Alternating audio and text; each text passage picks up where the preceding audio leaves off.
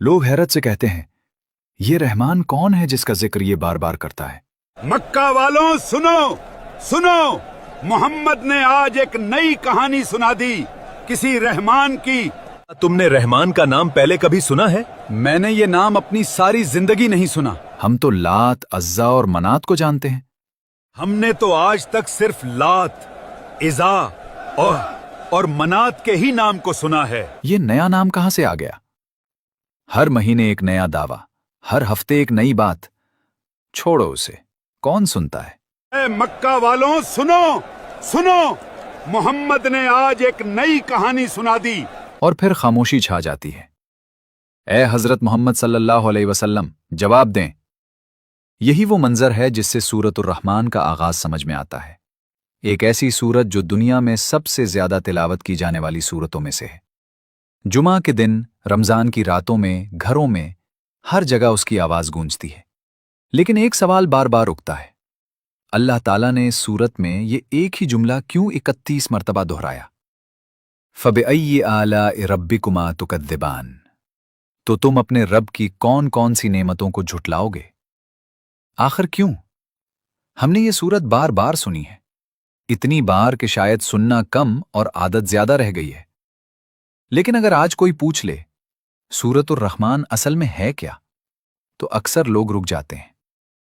नबी करीम हजरत मोहम्मद सल्लल्लाहु अलैहि वसल्लम से मनकूल है कि इस सूरत को कुरान की दुल्हन कहा गया है, यानी एक ऐसी सूरत जिसकी खूबसूरती और तासीर अपनी मिसाल आप है।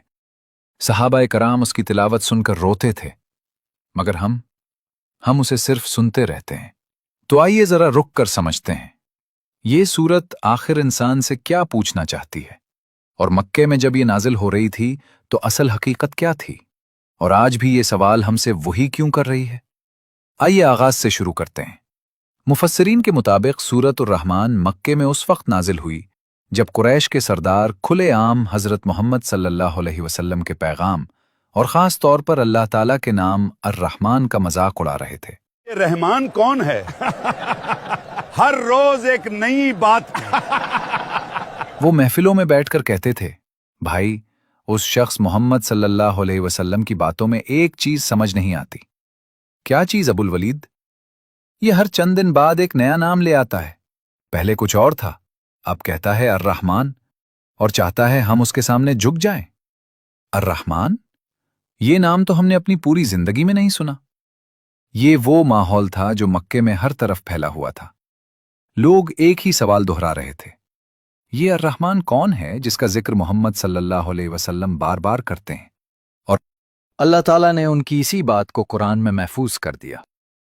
वइज़ा क़ील लहुम उसजुदू लिर्रहमान क़ालू वमर रहमान, और जब उनसे कहा जाता है कि रहमान को सजदा करो तो कहते हैं, रहमान क्या है, हम उसे नहीं जानते। यही सवाल था जिसका जवाब अल्लाह ताला ने एक पूरी सूरतुर रहमान की सूरत में दिया। एक ऐसा नाम जो अपनी रहमत, अजमत और कुदरत के साथ सामने आता है।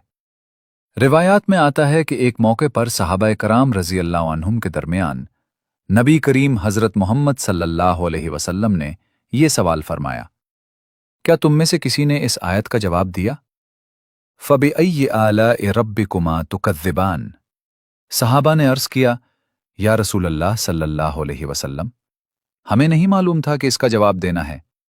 आप सल्लल्लाहु अलैहि वसल्लम ने फरमाया कि मैंने ये सूरत जिन्नों को सुनाई थी, और जब भी ये आयत आती थी तो वो जवाब देते थे, ऐ हमारे रब, हम तेरी किसी नेमत को झुटलाते नहीं, तमाम तारीफें तेरे लिए हैं।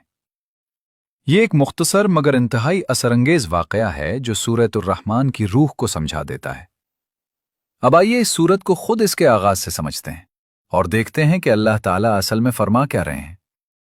सूरतुर रहमान की पहली आयत सिर्फ एक लफ्ज है, अर्रहमान, यानी रहमान। अब जरा गौर करें, अल्लाह ताला के बहुत से खूबसूरत नाम हैं। अल अलीम, सब कुछ जानने वाला। अल हकीम, सबसे बड़ी हिकमत वाला। अल कदीर, हर चीज पर कुदरत रखने वाला।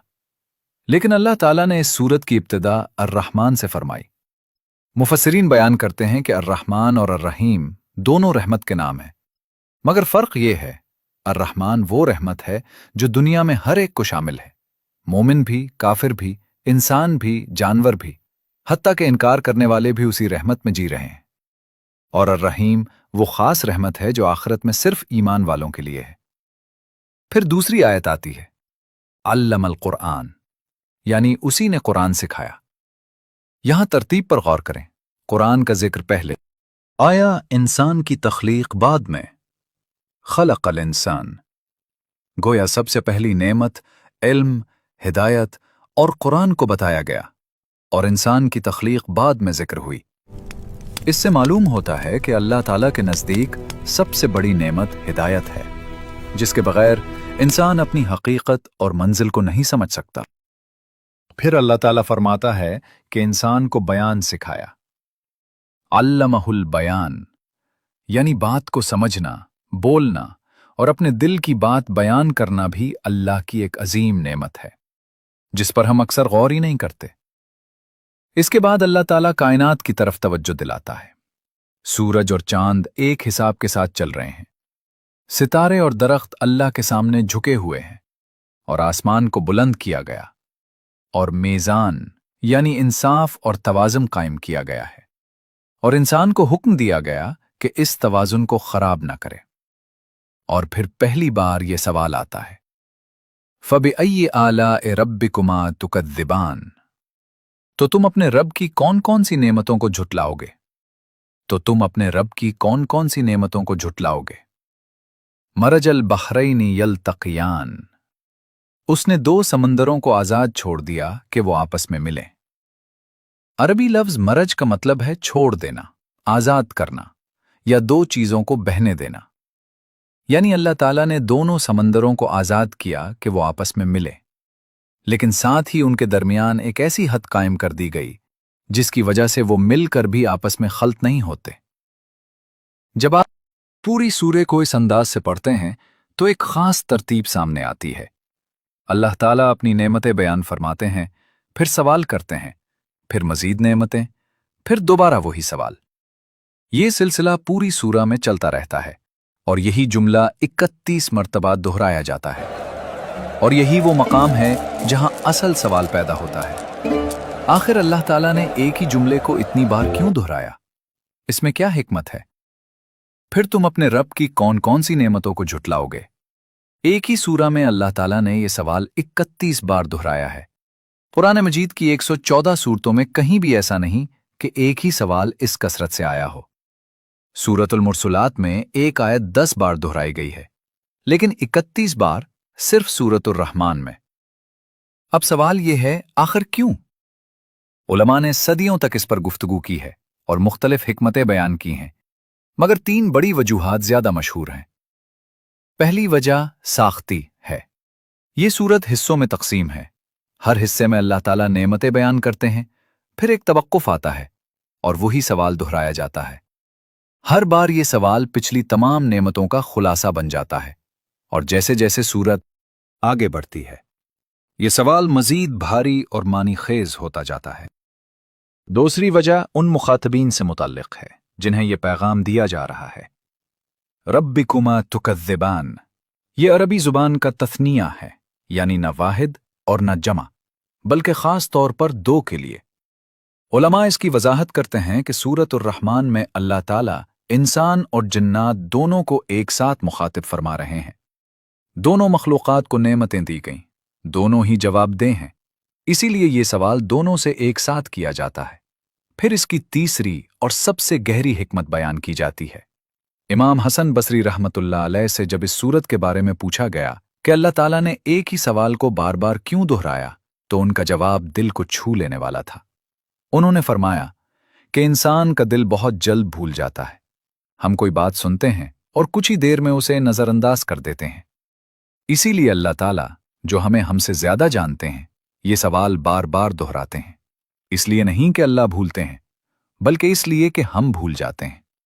पहली बार हम सुनते हैं, दूसरी बार हम मानते हैं, तीसरी बार शायद दिल में असर शुरू होता है, और जब ये सवाल 31 बार दोहराया जाता है तो इंसान को 31 मौका दिए जाते हैं कि वो गौर करे, समझे और जवाब दे। اور اگر 31 مرتبہ سننے کے باوجود دل اثر نہیں لیتا تو علماء کہتے ہیں کہ اس دل میں کوئی گہری کیفیت ہے جس پر غور کرنے کی ضرورت ہے۔ یہی وہ چیز ہے جو سورۃ الرحمن کو باقی تمام سورتوں سے ممتاز بناتی ہے۔ یہ صرف سوال نہیں کرتی بلکہ 31 مواقع دیتی ہے، 31 رحمتیں، 31 دروازے، اور ہر بار گویا یہی کہا جاتا ہے، میں جلدی میں نہیں ہوں، میں دوبارہ پوچھوں گا۔ پھر اس سورت کا انداز بدلتا ہے۔ سورج، چاند، سمندر، باغات اور نعمتوں کے ذکر کے بعد اللہ تعالیٰ جہنم کا ذکر فرماتے ہیں، آگ، عذاب اور اس دن کی ہولناکی جب انسان اللہ کے سامنے بے بس کھڑا ہوگا۔ اور پھر اسی کے بعد وہی سوال دوبارہ آتا ہے، فَبِأَيِّ آلَاءِ رَبِّكُمَا تُكَذِّبَانِ۔ یہاں ایک سوال دل میں اٹھتا ہے، کیا آگ بھی نعمت ہے؟ علماء وضاحت کرتے ہیں کہ اصل نعمت عذاب نہیں ہے، بلکہ نعمت یہ ہے کہ اللہ تعالیٰ نے ہمیں پہلے ہی اس انجام سے آگاہ کر دیا۔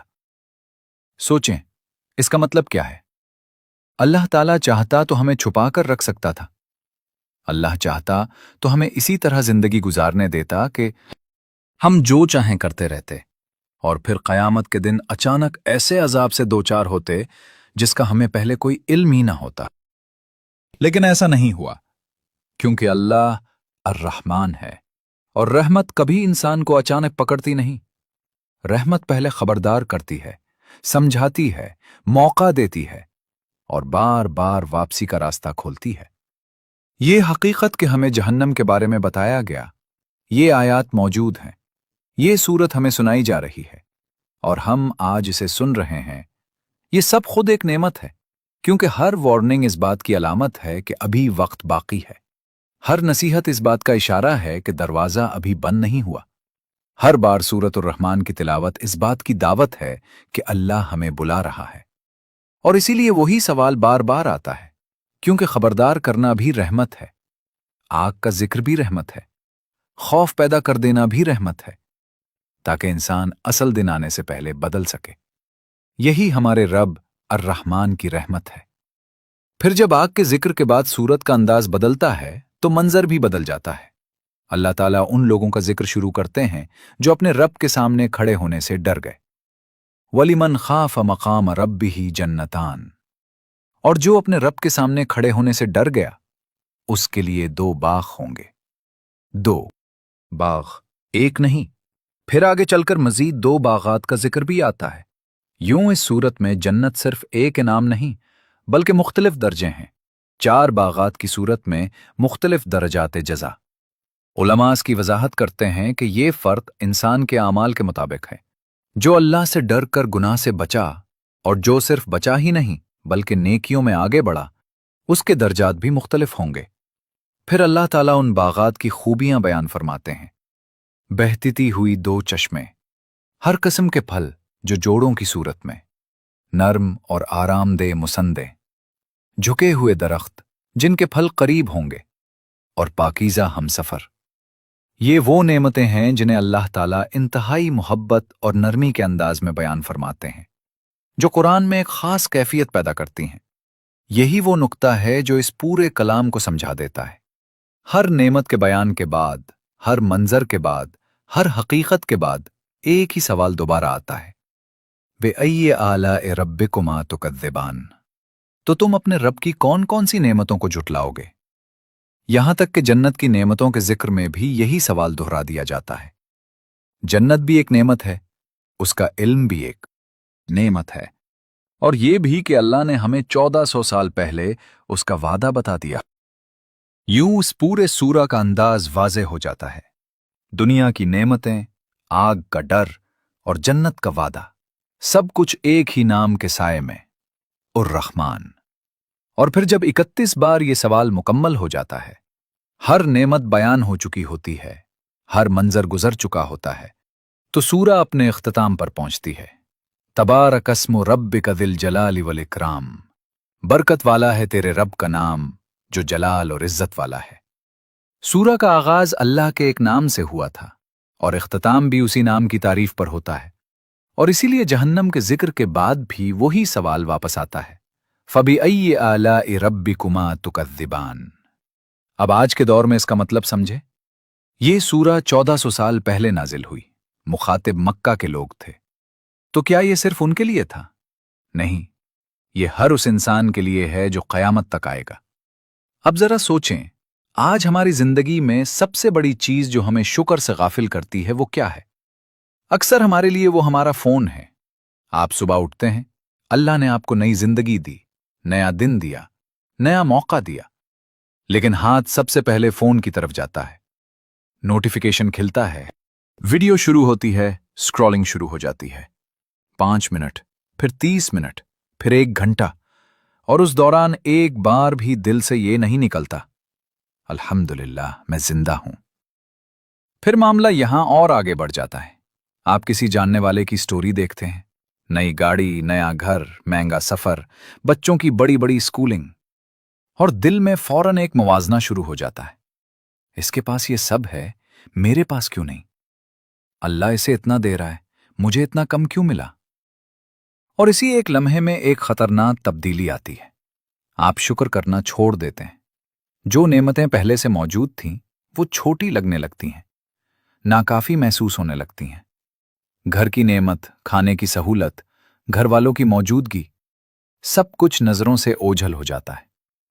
आपको सिर्फ वो नजर आता है जो आपके पास नहीं है। यही वो कैफियत है जिसमें शैतान इंसान को ले जाना चाहता है, नेमतों से गाफिल कर देना और उर रहमान की मुसलसल रहमत से इंसान को अंधा कर देना। और इसी सूरा में अल्लाह बार बार पूछता है, फबिअय्यि आलाइ रब्बिकुमा तुकज़्ज़िबान, तो तुम अपने रब की कौन कौन सी नेमतों को झुटलाओगे? और हम हर बार बगैर सोचे समझे जवाब दे रहे होते हैं, खास तौर पर जब हम सोशल मीडिया खोलकर अपने पास मौजूद नेमतों को कम समझने लगते हैं। और एक और बात भी गौर करने की है, आप ये वीडियो इस वक्त देख रहे हैं, आराम से, महफूज, खाने पीने के साथ, सांस लेते हुए, बिजली, इंटरनेट और एक ऐसा फोन जिसकी कीमत बाज लोगों की पूरी सालाना आमदनी से ज्यादा है। लेकिन दुनिया में ऐसे लोग भी हैं, गजा, सूडान, यमन और दूसरे इलाकों में, जो एक नवाले, एक घोंट पानी और एक लम्हे की सुकून के लिए तरस रहे हैं। इनमें से बहुत से लोग फिर भी कहते हैं अल्हम्दुलिल्लाह। और हम खाने पर शिकायत करते हैं कि ठंडा है, ट्रैफिक पर नाराज होते हैं कि सुस्त है, घर वालों पर गुस्सा करते हैं और इंटरनेट स्लो होने पर परेशान हो जाते हैं। फर्क सिर्फ इतना है कि अल्लाह ने हमें कहां पैदा किया। वो वहां है, हम यहां हैं, बस यही फर्क है। तो जब अल्लाह पूछता है तुम अपने रब की कौन सी नेमत झुटलाओगे, तो रुक कर सच सोचें, क्योंकि ज्यादातर हमारे पास जवाब होता है बहुत सी। हम हर रोज शिकायत, मवाजना और नाशुक्री के जरिए इन नेमतों को झुटलाते रहते हैं, और यही वो मकाम है जहां ये सूरह आईना बन जाती है। ये सिर्फ सुनाने के लिए नहीं बल्कि बदलने के लिए है। और अब आखिर में 3 छोटी सी बातें इस सूरा से सीखने के लिए। पहली बात, जब आप ये सूरा पढ़ें और इस सवाल तक पहुंचें तो उसे नजरअंदाज ना करें, इसका जवाब जरूर दें। अगर बुलंद आवाज से मुमकिन हो तो जबान से, और अगर नहीं तो दिल के अंदर, जैसे जिन्नात ने जवाब दिया था, जैसे सहाबा किराम रजी अल्लाह अन्हुम ने सीखा कि जवाब देना है ला बिशैइन मिन निअमिका रब्बना नुकज़्ज़िब फलकल हम्द। ए हमारे रब, हम तेरी किसी भी नेमत को झुटलाते नहीं, तमाम तारीफ तेरे लिए है। दूसरी बात, अपने इर्द गिर्द के लोगों का इंतखाब एहतियात से करें। अपने दोस्तों, अपनी सोहबत और सोशल मीडिया को देखें। क्या ये आपको अल्लाह के करीब ले जा रहे हैं या दूर? क्या ये आपके अंदर शुक्र पैदा कर रहे हैं या नाशुक्री? जब मेरे नबी सल्लल्लाहु अलैहि वसल्लम ने इस दुनिया में कदम रखा तो फितरत भी हैरत में डूब गई और कायनात जैसे एक नए नूर से जगमगा उठी। कहा जाता है कि वो लम्हा सिर्फ एक पैदाइश नहीं थी बल्कि पूरी इंसानियत के लिए रहमत की आमद थी। प्यारे नाजरीन, हजरत आमना रजी अल्लाह अन्हा फरमाती हैं कि जब वो उस मुक़द्दस अमानत को अपने शिकम में लिए हुए थीं तो उन्हें अजीब व गरीब मगर निहायत बाबरकत मनाजिर देखने को मिलते थे। ऐसा महसूस होता था जैसे हर चीज उनके गिर्द अदब से झुक रही हो। अगर वो घर से बाहर निकलती तो एक नर्म सा नूरानी बादल उनके सरों पर साया कर लेता, जिसकी वजह से ना धूप की शिद्दत महसूस होती اور نہ ہی گرمی کی تکلیف۔ یہ منظر دیکھ کر ہر دیکھنے والا حیرت میں ڈوب جاتا۔ جب وہ آب زمزم کے کنویں کی طرف جاتی تو ایک عجیب منظر سامنے آتا۔ درخت اپنی شاخیں جھکا دیتے جیسے کسی عظیم ہستی کو سلام پیش کر رہے ہوں۔ راستے جیسے خود نرم ہو جاتے اور فضا میں ایک خاص سی پاکیزگی محسوس ہوتی۔ حضرت آمنہ رضی اللہ عنہا خود فرماتی ہیں کہ وہ سوچتی تھیں کہ یہ سب میرے ساتھ ہی کیوں ہو رہا ہے، لیکن دل میں ایک سکون بھی تھا کہ شاید اللہ تعالیٰ کسی بہت بڑی اور عظیم نشانی کو ظاہر فرما رہا ہے۔ مزید یہ کہ جب وہ زمزم کے کنویں کے قریب پہنچتیں تو پانی کا لیول غیر معمولی طور پر اوپر آ جاتا، جیسے کنواں خود ان کی آمد کا احترام کر رہا ہو۔ جب وہ پانی بھر کر واپس جاتی تو پانی پھر اپنی اصل حالت میں چلا جاتا۔ اہل مکہ یہ منظر دیکھ کر حیران رہ جاتے اور انہیں روک لیتے کہ کچھ دیر اور یہیں رہیں تاکہ پانی کی برکت جاری رہے۔ ایک اور حیرت انگیز بات، حضرت آمنہ رضی اللہ عنہا یہ بیان فرماتی ہیں کہ عام طور پر حاملہ خواتین کو درد، تکلیف، کمزوری اور مختلف جسمانی مشکلات کا سامنا ہوتا ہے، مگر انہیں اس پورے عرصے میں نہ سر درد ہوا، نہ کمزوری، نہ کوئی تکلیف، بلکہ ایک عجیب سا سکون اور نور ان کے ساتھ رہا۔ انہیں اکثر ایسے خواب بھی آتے جن میں ایک عظیم روشنی ان کے وجود سے نکل کر پوری دنیا کو منور کر رہی ہوتی۔ کبھی وہ دیکھتیں کہ ان کے اندر سے ایک ایسا نور ظاہر ہوا ہے جس نے مشرق سے مغرب تک ہر چیز کو روشن کر دیا ہے۔ ان خوابوں کو دیکھ کر ان کے دل میں یہ یقین مزید مضبوط ہو جاتا کہ ان کے بطن مبارک میں کوئی عام بچہ نہیں، بلکہ پوری انسانیت کی رہنمائی کے لیے آنے والی عظیم ترین ہستی پرورش پا رہی۔ اسی دوران مکہ کے لوگ بھی ایک عجیب خوشبو محسوس کرتے تھے۔ حضرت آمنہ رضی اللہ عنہا کے بارے میں کہا جاتا ہے کہ جہاں وہ جاتیں وہاں ایک دلکش اور غیر معمولی خوشبو پھیل جاتی، جیسے کوئی خاص قسم کا عطر بہرحال فضا میں بکھر گیا ہو۔ یہ بات جب قریش کے سردار حضرت عبد المطلب تک پہنچی تو وہ بھی حیران رہ گئے۔ لوگ ان سے پوچھتے کہ یہ کیسی خوشبو ہے جو ہر جگہ محسوس ہوتی ہے، کبھی گھر میں، کبھی راستے میں، کبھی کسی محفل میں، ہر جگہ ایک ہی خوشبو محسوس ہوتی ہے۔ حضرت عبد المطلب رحمۃ اللہ علیہ کے دل میں ایک عجیب سی بے چینی اور ساتھ ہی ایک گہرا سکون تھا۔ وہ قریش کے عظیم سردار تھے، بیت اللہ کے متولی تھے، اور مکہ میں ان کی عزت و وقار کی کوئی مثال نہیں تھی۔ جہاں بھی جاتے لوگ ان کے ادب میں جھک جاتے۔ ایک دن انہوں نے حضرت آمنہ رضی اللہ عنہا کو اپنے قریب بلا کر نہایت شفقت سے فرمایا، بیٹی آمنہ، تمہیں معلوم ہے میں قریش کا سردار ہوں، بیت اللہ کا متولی ہوں، میری عزت پورے مکہ میں ہے، لیکن ایک بات مجھے دن رات حیران کر رہی ہے۔ لوگ مجھ سے پوچھتے ہیں کہ تمہارے گھر سے یہ عجیب، دلکش اور روح کو مہکا دینے والی خوشبو کہاں سے آتی ہے؟ انہوں نے آگے فرمایا، بیٹی، میں نے خود کبھی کوئی عطر استعمال نہیں کیا، نہ تمہاری والدہ نے کبھی ایسا کیا ہے، پھر یہ خوشبو آخر آ کہاں سے رہی ہے؟ یہ سن کر حضرت آمنہ رضی اللہ عنہا کی آنکھیں نم ہو گئیں۔ ایک لمحے کے لیے خاموشی چھا گئی، پھر وہ آہستہ سے بولی، ابا جان، میں آپ کو کیا بتاؤں، میں نے بھی اپنی پوری زندگی میں نہ کبھی عطر لگایا ہے اور نہ ہی مجھے خوشبوؤں کی پہچان تھی، لیکن وہ رکی اور پھر اپنے مبارک شکم کی طرف ہاتھ رکھ کر بولی، ابا جان، یہ سب اس آنے والے مہمان کی برکت ہے جو میرے اندر ہے۔ آپ نے صرف خوشبو محسوس کی ہے، مگر اگر میں آپ کو اس کی حقیقت بتاؤں تو شاید آپ مجھے دیوانی سمجھ لیں۔ حضرت آمنہ کی آواز لرز رہی تھی، لیکن ان کے الفاظ میں یقین کی روشنی تھی۔ وہ کہنے لگی، مجھے ایسا محسوس ہوتا ہے جیسے سورج کئی بار مجھے سلام کرتا ہے، چاند بھی جیسے میری طرف جھک جاتا ہے، اور راتوں کو ایسی مبارک ہستیاں میرے سامنے آتی ہیں جنہیں نہ میں جانتی ہوں نہ آپ۔ وہ میرے گرد نورانی سایہ کرتی ہیں، جیسے کوئی عظیم معاملہ رونما ہونے والا ہو۔ یہ سب سن کر حضرت عبد المطلب کی آنکھوں میں بھی آنسو آ گئے۔ وہ سمجھ گئے کہ یہ کوئی عام معاملہ نہیں، بلکہ یہ اللہ کا خاص انتخاب ہے۔ نبی کریم صلی اللہ علیہ وسلم کے دادا حضرت عبد المطلب روزانہ بیت اللہ کے پاس آ کر کعبہ کے پردے کو پکڑ کر گھنٹوں دعا کرتے۔ ان کی آواز آسمان تک جاتی، یا اللہ، میرے بیٹے عبداللہ کا تو دنیا سے وقت پورا ہو چکا، مگر اس کے گھر جو بچہ آنے والا ہے اس کی حفاظت فرما، اسے سلامت رکھ اور اس کو دنیا کے لیے رحمت بنا دے۔ उधर नबी करीम सल्लल्लाहु अलैहि वसल्लम के चचा भी बेचैनी से उस मुबारक घड़ी के मुंतजिर थे कि आखिर वो अजीम बच्चा कब दुनिया में आएगा। और दूसरी तरफ अहले किताब के पास मौजूद कदीम किताबों में ये बात लिखी थी कि जब आखिरी नबी सल्लल्लाहु अलैहि वसल्लम की विलादत करीब हो गई तो आसमान पर एक खास अलामत जाहिर होगी, एक सुर्ख सितारा नमूदार होगा। जब विलादत में सिर्फ चंद दिन बाकी थे तो वाकई आसमान पर वो अजीब सुर्ख सितारा चमक उठा। ये मंजर देखकर यहूदी उलमा में हलचल मच गई। उन्होंने फौरन अपने लोगों को जमा किया और कहा, यह वही निशान है जिसका जिक्र हमारी किताबों में है। आखिरी नबी का वक्त करीब आ चुका है।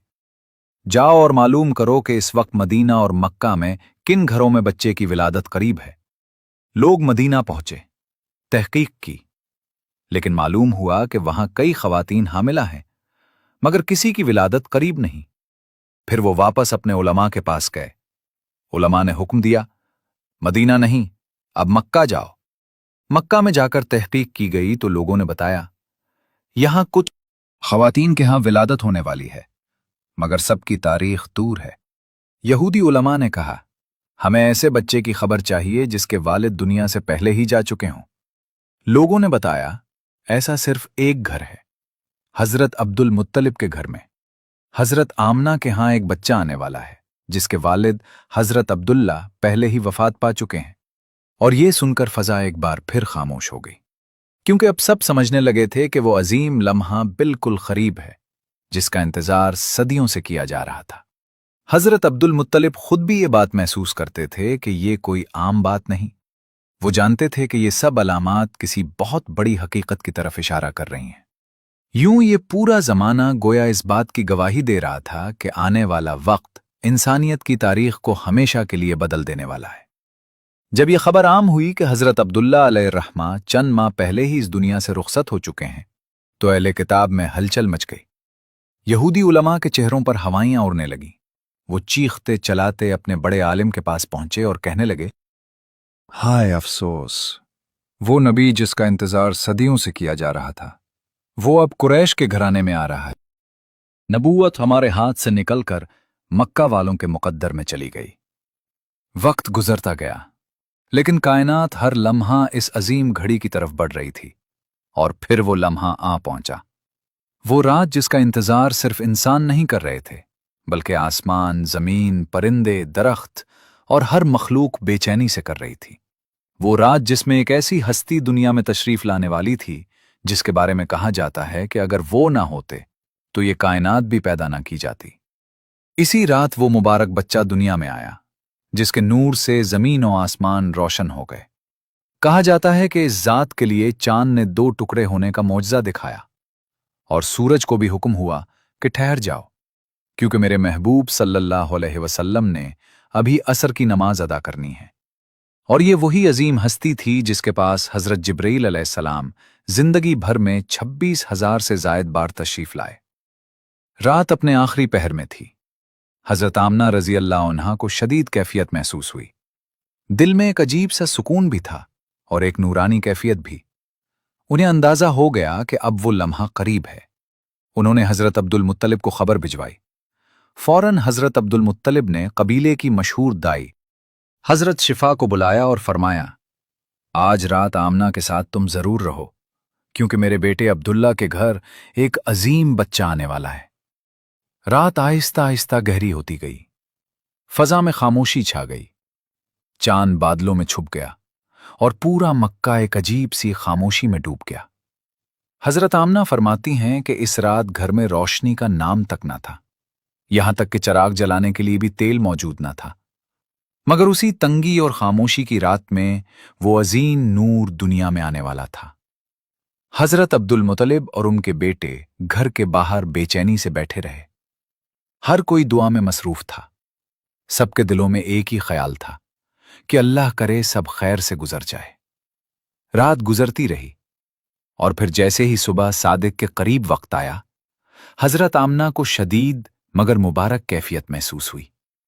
उन्होंने दाई शिफा को आवाज दी, मुझे लगता है वक्त आ गया है। और फिर वो लम्हा आ गया। सुबह के आगाज से कुछ पहले वो मुबारक हस्ती दुनिया में तशरीफ ले आई جس نے پوری انسانیت کی تقدیر بدل دی۔ حضرت آمنہ کے گھر ایک ایسا نور پھیلا جس نے پورے گھر کو روشن کر دیا، ایسا نور جو پہلے کبھی کسی نے نہیں دیکھا تھا۔ اور اس مبارک ولادت پر عجیب و غریب نشانیاں ظاہر ہوئیں، جنہیں دیکھ کر دائیں شفا حیرت میں ڈوب گئیں۔ پہلی نشانی، عام طور پر بچے کی ناف ماں سے جڑی ہوتی ہے، مگر نبی کریم صلی اللہ علیہ وسلم کی ولادت میں یہ معاملہ بالکل مختلف اور حیرت انگیز تھا۔ دوسری نشانی، عام بچے کی پیدائش پر جسمانی میل کچیل ہوتا ہے، مگر حضور صلی اللہ علیہ وسلم کی ولادت نہایت پاکیزہ اور صاف حالت میں ہوئی، جیسے وہ پہلے ہی سے نور سے دھلے ہوئے ہوں۔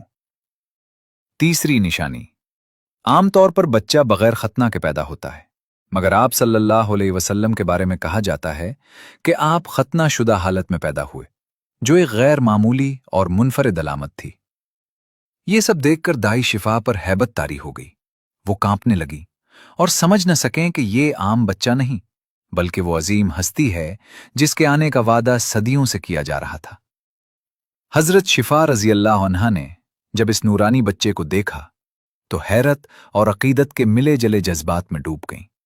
وہ بے اختیار حضرت آمنہ رضی اللہ عنہا سے کہنے لگیں، اے آمنہ، میں نے اپنی پوری زندگی میں ایسا بچہ آج تک نہیں دیکھا، یہ عام بچہ نہیں لگتا۔ یہ کہہ کر حضرت شفا نے اس مبارک ہستی کو نہایت ادب و احترام کے ساتھ اپنی گود میں لیا اور آہستہ سے زمین پر لٹا دیا۔ جیسے ہی انہوں نے اس نورانی وجود کو زمین پر رکھا، ایک حیرت انگیز منظر پیش آیا۔ وہ مبارک بچہ اچانک کروٹ بدلتا ہے، گھٹنوں کے بل جھک کر سجدے میں چلا جاتا ہے۔ یہ منظر دیکھ کر حضرت آمنہ رضی اللہ عنہا حیرت میں گم ہو گئیں، ان کی آنکھیں کھلی کی کھلی رہ گئیں، دل کانپ اٹھا، اور وہ نورانی ہستی تقریباً 15 منٹ تک سجدے میں رہی، جیسے اپنے رب کے حضور سب سے پہلے اپنی بندگی کا اعلان کر رہی ہو۔ پھر آہستہ آہستہ سر اٹھایا اور آسمان کی طرف انگلی اٹھائی، جیسے پوری دنیا کو پیغام دے رہی ہو، اے انسانوں، اس کائنات کا خالق صرف اور صرف اللہ ہے۔ حضرت آمنہ رضی اللہ عنہا فرماتی ہیں کہ جیسے ہی میں نے اپنے بچے کو دوبارہ گود میں لیا، ایک عجیب منظر دیکھا۔ آسمان کے ستارے جیسے زمین کے قریب آ رہے ہوں، فضا میں ایک نورانی کیفیت پھیل گئی، اور پھر اچانک ایک بادل کا ٹکڑا کمرے میں داخل ہوا، اور اسی لمحے میرا بچہ میری گود سے غائب ہو گیا۔ وہ بادل نور کے اندر لپٹا ہوا تھا، اور اس کے اندر سے ایک آواز آئی، اے جبرائیل علیہ السلام، اس بچے کو پوری کائنات کا چکر لگواؤ، اسے تمام انبیاء کی خوبیاں عطا کرو، اسے حضرت یوسف علیہ السلام جیسا حسن دو، حضرت ایوب علیہ السلام جیسا صبر دو، حضرت ابراہیم علیہ السلام جیسی دوستی دو، اور حضرت داؤد علیہ السلام جیسی میٹھی زبان عطا کرو۔ کچھ لمحوں بعد وہ نورانی بادل آہستہ آہستہ ہٹ گیا، اور جب منظر صاف ہوا تو وہی مبارک بچہ دوبارہ حضرت آمنہ کی گود میں موجود تھا، جیسے کچھ ہوا ہی نہ ہو۔ صبح کا وقت قریب آ رہا تھا۔ حضرت شفا رضی اللہ عنہا خوشی سے دوڑتی ہوئی باہر نکلی اور حضرت عبد المطلب کے پاس پہنچی۔ وہ پکار اٹھی، اے عبد المطلب، مبارک ہو، آپ کو پوتا عطا ہوا ہے۔ یہ سنتے ہی حضرت عبد المطلب کی آنکھوں میں آنسو آ گئے۔ رات بھر جاگنے کے باوجود ان کے چہرے پر ایک عجیب سی روشنی آ گئی۔ وہ فوراً گھر کی طرف لپکے۔ قریش کے تمام لوگ بھی اس خوشی میں شریک ہونے لگے۔ ہر طرف مبارکبادوں کا شور تھا۔ مکہ کی فضا ایک نئی خوشی سے بھر گئی تھی، یہاں تک کہ ابو لہب کی لونڈی صوبیہ نے جب یہ خوشخبری سنائی تو وہ بھی خوشی سے جھوم اٹھا اور بولا، میرے بھتیجے کی خوشی میں تمہیں آزاد کرتا ہوں۔ حضرت عبد المطلب، جو عمر کے آخری حصے میں تھے، خوشی کے مارے اپنے پوتے کو گود میں اٹھائے کعبہ کی طرف دوڑ پڑے۔ وہ کعبہ کے پردے کو پکڑ کر رو رو کر دعا کرے، میرے اس پوتے کو وہ مقام عطا فرما جو کسی انسان کو نہ ملا۔ انہیں اس وقت شاید خود بھی اندازہ نہ تھا کہ یہ بچہ عام نہیں، بلکہ وہ ہستی ہے جس کی خاطر پوری کائنات تخلیق کی گئی۔ یہ وہی نور ہے جس کے لیے آسمانوں پر دروازے کھلتے ہیں۔ یہ وہی ہستی ہے جس کے لیے معراج کی رات اللہ نے اپنے حبیب صلی اللہ علیہ وسلم کو 7 آسمانوں سے اوپر بلا کر اپنے قرب میں بٹھایا۔ اور یہ وہی بچہ ہے جس کی آنکھوں میں آنسو آ جائیں تو عرش الہی تک لرز اٹھتا ہے۔ حضرت عبد المطلب نے بڑی محبت سے اس بچے کا نام رکھا محمد صلی اللہ علیہ وسلم، اور محمد کا مطلب ہے وہ ہستی جس کی بے حد تعریف کی جائے۔ اور یوں انسانیت کی تاریخ کا سب سے روشن باب شروع ہوا۔ محمد صلی اللہ علیہ وسلم نام جب حضرت عبد المطلب نے اپنے پوتے کے لیے منتخب فرمایا تو پورے مکہ میں ایک عجیب سا رد عمل پیدا ہوا۔ لوگ حیرت سے ایک دوسرے کو دیکھنے لگے اور کہنے لگے، اے عبد المطلب، یہ کیسا انوکھا نام ہے جو تم نے اپنے پوتے کا رکھا ہے؟ آج تک ہم نے ایسا نام نہیں سنا۔ لیکن حضرت عبد المطلب کے دل میں ایک یقین کی روشنی تھی۔ وہ مسکرا کر خاموش رہے، جیسے انہیں پہلے ہی معلوم ہو کہ یہ نام آنے والے وقت میں پوری دنیا کی زبان بننے والا ہے۔ وہ جانتے تھے کہ یہ بچہ عام نہیں، یہ وہ ہستی ہے جس کے پیچھے ایک دن کروڑوں دل چلیں گے۔ کچھ عرصہ بعد ایک دن نبی کریم صلی اللہ علیہ وسلم اپنے چچا حضرت عباس رضی اللہ عنہ کے ساتھ تشریف فرما تھے۔ حضرت عباس نے محبت سے عرض کیا، یا رسول اللہ صلی اللہ علیہ وسلم، مجھے بچپن ہی سے یقین تھا کہ آپ بڑے ہو کر بہت عظیم انسان بنیں گے۔ نبی کریم صلی اللہ علیہ وسلم نے نرمی سے پوچھا، اے چچا جان، آپ کو یہ کیسے معلوم ہوا؟ حضرت عباس رضی اللہ عنہ نے جذباتی انداز میں کہا، یا رسول اللہ صلی اللہ علیہ وسلم، جب آپ صرف 2 ماہ کے تھے، ایک رات میں نے آپ کو تنہا چارپائی پر دیکھا۔ آپ رو رہے تھے۔ میں نے آپ کو چپ کرانے کی کوشش کی، مگر آپ نے میری طرف دیکھا تک نہیں، بلکہ اچانک آسمان کی طرف دیکھا اور مسکرا دیے۔ وہ لمحہ بیان کرتے ہوئے حضرت عباس کی آنکھیں نم ہو گئیں۔ پھر جب میں نے بھی آسمان کی طرف دیکھا تو میری آنکھیں حیرت سے پھٹی کی پھٹی رہ گئیں۔ میں نے دیکھا کہ چاند آپ کی انگلی کے اشارے کے ساتھ حرکت کر رہا تھا۔ آپ جس طرف انگلی کرتے چاند اسی طرف جھک جاتا تھا۔ یہ منظر یاد کر کے وہ کانپ اٹھے اور بولے، اسی وقت میں سمجھ گیا تھا کہ آپ کوئی عام انسان نہیں۔ نبی کریم صلی اللہ علیہ وسلم نے نرمی سے فرمایا، ہاں میرے چچا جان، آپ نے سچ دیکھا۔ بچپن میں چاند میرے ساتھ کھیلتا تھا اور مجھے تسلی دیتا تھا، وہ مجھے رونے نہیں دیتا تھا۔ سبحان اللہ، یہ وہ بچپن تھا جس میں یتیمی تھی، غربت تھی، مگر آسمان سے مدد اترتی تھی۔ ایک طرف وہ گھر تھا جہاں ماں اپنے بچے کے لیے کھلونا تک نہیں خرید سکتی تھی، اور دوسری طرف اللہ تعالیٰ چاند کو حکم دیتا تھا، اے چاند، میرے محبوب کے لیے کھلونا بن جا، اسے خوش رکھ، اسے رونے نہ دینا۔ اور پھر وہ دن آیا جب نبی کریم صلی اللہ علیہ وسلم کی ولادت ہوئی تو پوری دنیا میں عجیب تبدیلیاں شروع ہو گئیں۔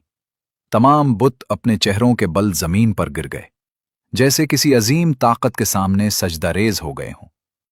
ایران کے بادشاہ کے محل میں 1000 سال سے جلنے والی آگ اچانک بجھ گئی۔ وہ آگ جسے لوگ خدا سمجھ کر پوجتے تھے، ایک لمحے میں خاموش ہو گئی، اور محل میں سجا ہوا ہر وہ علامتی نظام جو طاقت اور غرور کی نشانی تھا، سب زمین پر آ گرا۔ گویا پوری کائنات اعلان کر رہی تھی کہ ایک نئی روشنی آ چکی ہے۔ اسی دن ایک یہودی تاجر مکہ آیا۔ وہ آسمان کی طرف بار بار دیکھ رہا تھا، جیسے کوئی پرانی کتاب کی نشانیاں حقیقت بنتی دیکھ رہا ہو۔ اس نے مکہ والوں سے پوچھا، کیا آج تمہارے ہاں کسی بچے کی ولادت ہوئی ہے؟ لوگوں نے بتایا، جی ہاں، ایک لڑکا پیدا ہوا ہے۔ وہ بولا، نہیں، مجھے اس بچے کے بارے میں بتاؤ جس کا باپ دنیا سے پہلے ہی جا چکا ہو۔ لوگ خاموش ہو گئے۔ پھر بتایا، ہاں، حضرت عبد المطلب کے گھر ایک بچہ پیدا ہوا ہے جس کے والد حضرت عبداللہ چند ماہ پہلے وفات پا چکے ہیں۔ یہ سن کر اس یہودی کے چہرے کا رنگ بدل گیا، اور وہ کانپتے ہوئے سمجھ گیا کہ جس کی نشانیاں وہ صدیوں سے اپنی کتابوں میں پڑھ رہا تھا، وہ لمحہ اب آ چکا ہے۔ وہ یہودی عالم شدت جذبات میں کانپ رہا تھا۔ اس کی آنکھوں میں حیرت، خوف اور یقین سب کچھ ایک ساتھ جمع ہو چکا تھا۔ وہ بے اختیار بولا، मुझे इस बच्चे को दिखाओ, मैं उसे अपनी आंखों से देखना चाहता हूं। हजरत अब्दुल मुतलिब ने एक लम्हे के लिए सोचा, फिर एहतियात के साथ उसे हजरत आमना रज़ियल्लाह अन्हा के घर ले गए। जैसे ही वो अंदर दाखिल हुआ, फजा में एक अजीब सी खामोशी छा गई, जैसे हर चीज उस लम्हे को महसूस कर रही हो।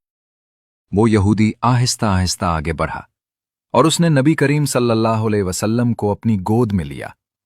पहले तो वो खामोश रहा, फिर अचानक उसने बच्चे को पलट कर देखा, और जैसे ही उसकी निगाह मुबारक पुश्ते अक़दस पर पड़ी, एक जोरदार चीख उसके हल्क से निकल गई, क्योंकि वहां निशान नबूवत मौजूद था। वो ऐसा नूरानी और वाज़ेह निशान था जिसका जिक्र वो अपनी आसमानी किताबों में पढ़ता आया था। उसके हाथ कांपने लगे, आंखों से आंसू बहने लगे और वो बेख्तियार रोने लगा। वो बोला, हाय अफसोस, आज नबूवत बनी इसराइल से निकलकर बनी हाशिम को दे दी गई। मक्का के लोग जो पहले ही उस खानदान से हसद रखने लगे थे, ये मंजर देखकर मजीद हैरत और गुस्से में मुब्तला हो गए। हर कोई हैरान था कि जो भी अहले इल्म आता है, उसी घर के दरवाजे पर क्यों आता है? जो भी राहिब और आलिम आता है, वही उस बच्चे की सच्चाई की गवाही क्यों देता है? आहिस्ता आहिस्ता मक्का में हसद की आग भड़कने लगी।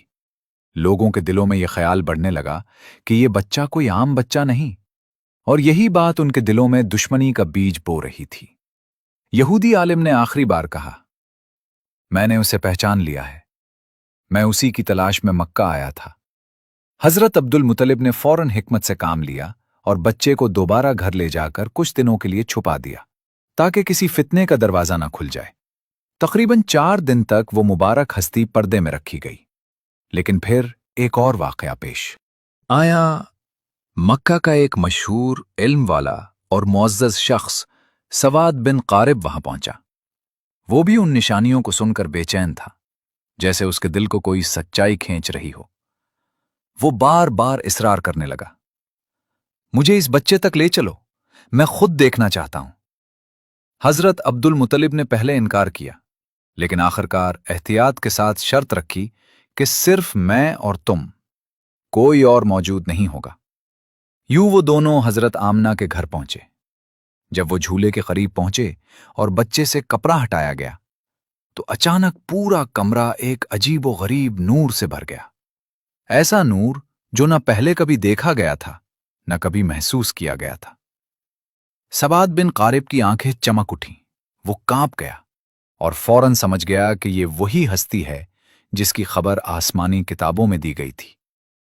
वो बेइख्तियार झुक गया और नबी करीम सल्लल्लाहु अलैहि वसल्लम के कदमों को चूम लिया।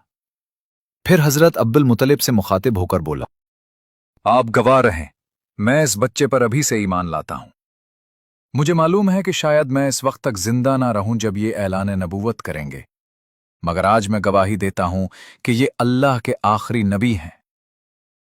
और यूं तारीख में यह वाकया दर्ज हुआ कि बनी हाशिम के बाद सबसे पहले ईमान लाने वाले अफराद में से एक सवाद बिन क़ारिब थे।